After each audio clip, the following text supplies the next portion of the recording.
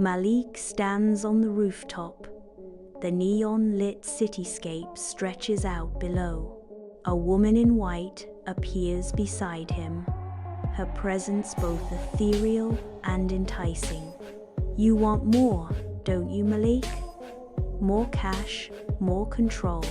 Malik's eyes narrow as he asks, "What's the cost this time?" The woman in white responds smoothly, "Just a piece of your past, a moment you won't even miss." A vibrant park scene flickers, filled with sunlight and laughter, showing a young Malik and his mother.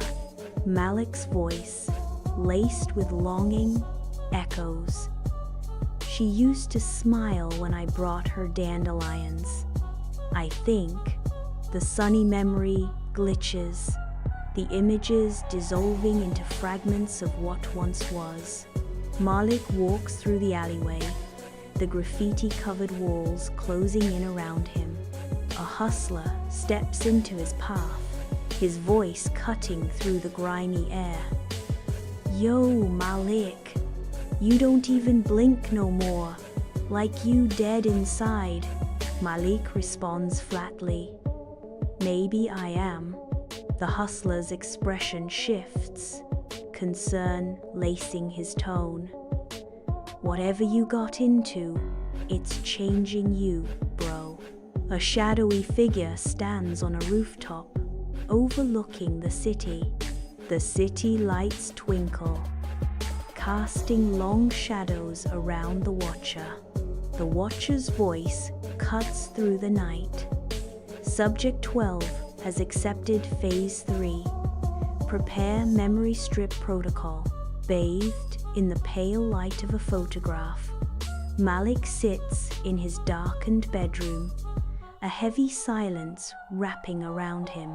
The shadows deepen as Malik's voice echoes in the room, his solitude amplifying his words. "I have money, I have silence." His grip tightens on the photo as he questions, "And now, I have no past. What did I just trade away?" Malik reclines, a silk robe loosely over his shoulders.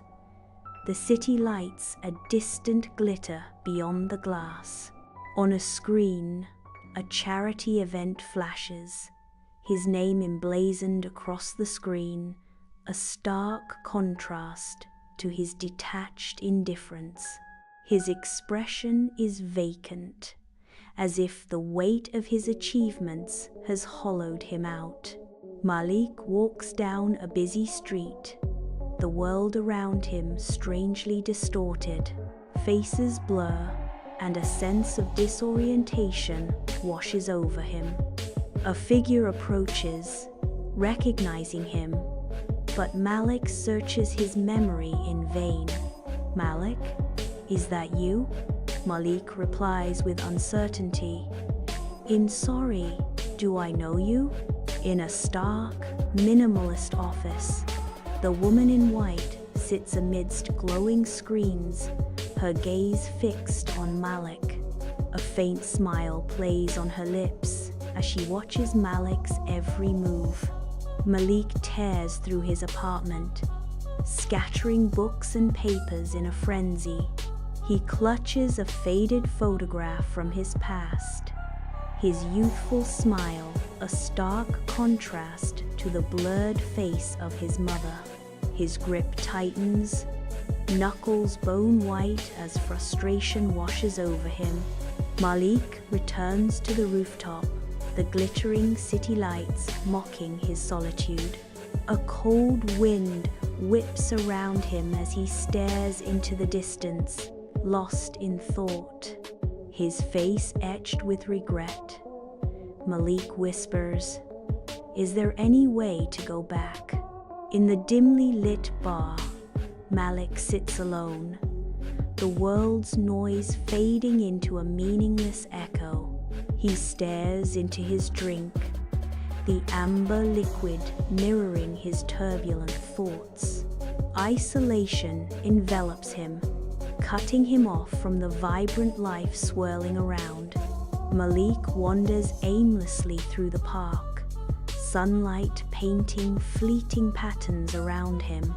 He pauses, a flicker of recognition briefly lighting his eyes before fading into vacant resignation. Children's laughter fills the air, yet he remains isolated, a ghost in his own memories. A sudden knock shatters the silence, and Malik approaches the door with caution. He squints, searching for a flicker of recognition, but the stranger remains unknown. "Malik? It's me. It's been a while, hasn't it?" the stranger says. Malik responds, "I'm sorry. Do I know you? I don't recognize you." The stranger falters, "Oh, I see. Well, never mind then. Sorry to bother you." In the sterile office, the Watcher stands before the woman in white. The Watcher declares, Subject 12 is nearing complete memory depletion. Phase 4 is ready. The woman in white responds with a single, chilling word, "Good." Malik confronts his reflection, seeing a stranger staring back. His gaunt face, etched with exhaustion, tells a story of unseen struggles. "Who am I? What have I become?"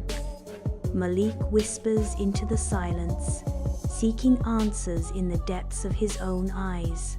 Under the veil of night, Malik moves along the lonely city street, the dim glow of streetlights casting long shadows. A wave of disorientation crashes over Malik, and he collapses onto the unyielding pavement. Fragmented memories flicker through Malik's mind. Darkness envelops Malik as his memories fade. The woman in white watches Malik's collapse on the screen, her expression unreadable. Her cold voice cuts through the silence. Prepare for extraction. Subject 12 has served his purpose. Malik awakens abruptly on a cold steel table, his mind racing to catch up with his senses. He struggles to sit up, his body protesting with sharp, burning pain. His gaze lost in the maze of glowing tubes above, the heavy scent of antiseptic mixes with a metallic tang. As he notices the woman in white, her face hidden in shadow near a humming machine. In the sterile expanse of the laboratory, the woman in white confronts Malik, the fluorescent lights casting long shadows that dance with the weight of unspoken truths. She explains the grim reality of his stolen memories, her gloved hand gesturing with cold precision. "Your memories weren't simply taken, Malik. They were extracted for a specific purpose, a far more ambitious purpose. They were used to power a new technology, a technology built on the very essence of who you are." Malik stares back, his face a canvas of disbelief and dawning horror as the artificial scent of the laboratory fills his senses. Malik is horrified and tries to escape, his strength failing him. The Watcher steps in, his grip firm as he restrains Malik's desperate struggle.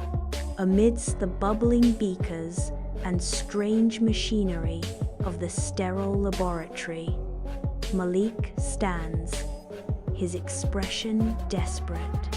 "Please, give them back. My memories. I need them," Malik pleads, his voice filled with anguish. The woman in white responds, her tone unwavering. "I cannot. What you sacrificed, it's far too valuable now to simply return."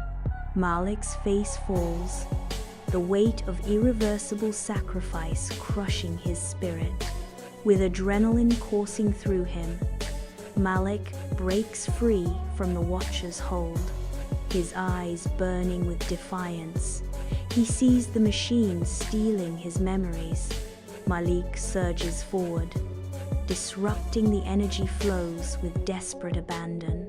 A surge of raw power explodes, enveloping the laboratory in an unsettling light.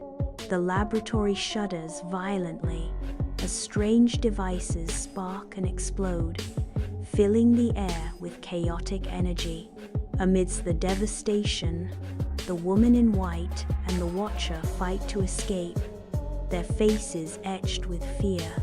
Trapped within the wreckage, Malik struggles desperately to free himself from the collapsing equipment. Malik stands alone on the rooftop, the city lights casting long shadows around him. Shimmering fragments of a shattered past surround him, memories lingering just beyond his reach. The cool night air whispers through the broken pieces as Malik murmurs, "I can never fully recover what I have lost." A shift in his eyes, a glimmer of resolve as he declares, "But I can choose how to live with the consequences." Malik walks along the city street, his steps firm and purposeful. He pauses, his eyes drawn to a child absorbed in a game of dandelions. A faint smile touches his lips, a flicker of understanding in his eyes.